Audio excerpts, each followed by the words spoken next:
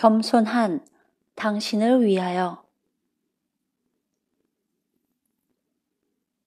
당신은 당신의 생각보다 훨씬 더 괜찮은 사람입니다.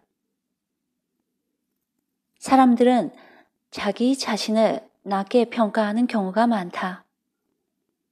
100점을 만점으로 보았을 때 자기 자신에게 당신은 몇 점을 줄 건가요? 라고 누군가 물어본다면 우리는 우리 스스로에게 과연 몇 점이라는 점수를 줄 수 있을까? 대부분 실제의 자신보다 낮은 점수를 주게 되는 경우가 많다.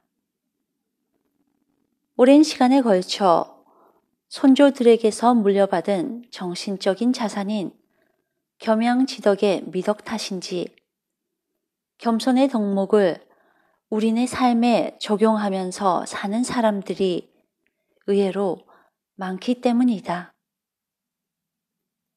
우리네 속담인 벼는 익을수록 고개를 숙인다는 말에서도 이것을 쉽게 찾아볼 수 있다.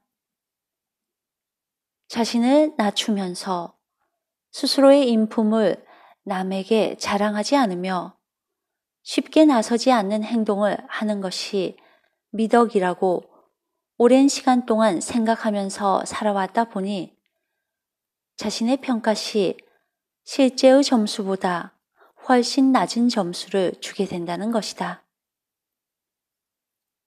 겸손, 아주 좋은 말이다.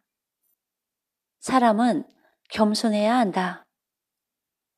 하지만 많은 사람들이 겸손과 비굴해서 혼돈하는 경우가 왕왕 있게 된다.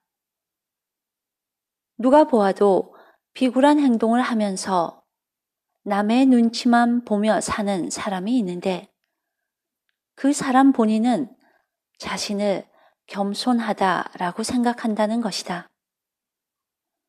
겸손과 비굴의 차이에서 혼돈을 하게 되면 비굴한 행동을 겸손으로 착각하고 살게 되는 현상을 보이게 된다. 상황과는 관계없이 남의 행동만을 의식하여 그 비율을 맞추려고 하는 행동은 겸손이 아니라 비굴이고 그런 비굴한 행동을 반복적으로 지속하다 보면 결국 자신의 삶에 낮은 점수를 줄 수밖에 없다.